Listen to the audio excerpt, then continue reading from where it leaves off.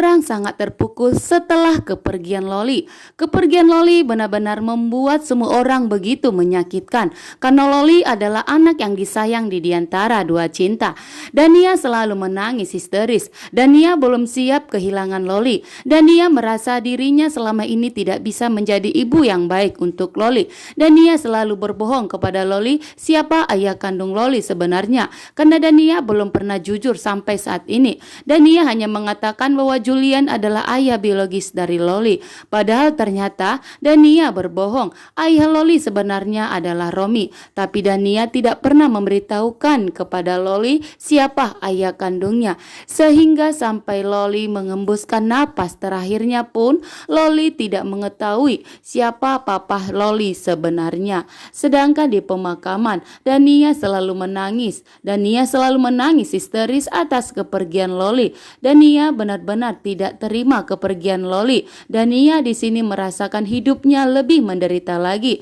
Hidup Dania sudah menderita menikah dengan Romi, tapi ditambah kepergian Loli, Dania tidak memiliki keluarga. Dania hanya memiliki Loli saja, sehingga betapa kacaunya yang dirasakan Dania saat ini. Dania merasa hidupnya saat ini hanya sebatang kara, tidak mempunyai keluarga, tidak mempunyai saudara, dan tidak mempunyai pembela. Tentunya Dania bisa hidup hanya karena Loli, dan Loli sangat disayang oleh Yuda. Dan di pemakaman Yuda begitu kacau yang dipikirkan Yuda saat ini, dan Yuda tidak terima kepergian Loli. Yuda akan mencari tahu apa penyebabnya, dan semoga saja Dania jujur bahwa Loli karena terpleset bukan menyalahkan keluarga Julian. Sedangkan Pak Gunawan mencoba menenangkan Dania, mengatakan jika Dania harus ikhlas dan berlapang dada atas kepergian Loli. Setelah selesai pemakaman Loli, Dania melihat keluarga Julian ada di situ. Dania marah-marah. Dania marah-marah dengan secara histeris. Dania tidak terima keluarga Julian datang ke pemakaman Loli. Karena Loli meninggal itu karena seluruh keluarga Julian datang marah-marah ke rumah Dania. Dan penyebabnya adalah keluarga Julian.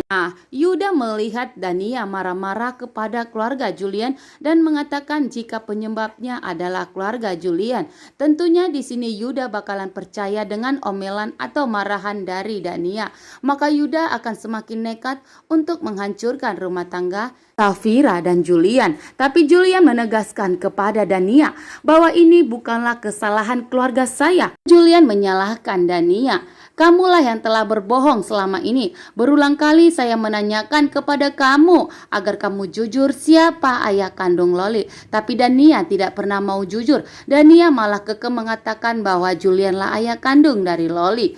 Di sini Julian benar-benar marah kepada Dania. Sampai penyakit mental Julian selama ini tidak terkontrol dan kambuh dan rusak itu karena Dania. Danialah penyebabnya. Jadi di sini Dania tidak bisa menyalahkan keluarga Julian. Seharusnya seandainya dari awal Dania jujur, maka semua ini tidak akan terjadi dan Loli tidak akan pergi meninggalkan semuanya.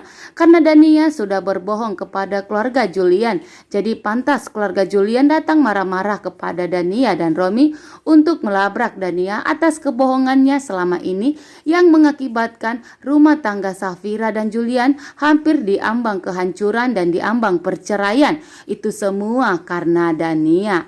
Sedangkan di rumah Julian yang dimana turut berduka cita atau bela sungkawa sampai di rumah Julian.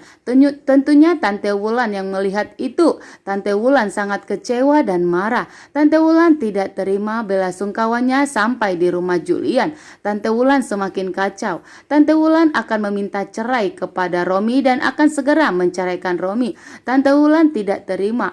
Romi lebih membela Dania dibandingkan memikirkan perasaan Tante Wulan saat ini. Apalagi Tante Wulan saat ini sedang hamil. Tapi Romi tidak pernah memikirkan perasaan Tante Wulan saat ini. Justru yang dimana Romi berjanji kepada Dania bahwa Romi akan selalu setia untuk Dania dan akan selalu ada untuk Dania.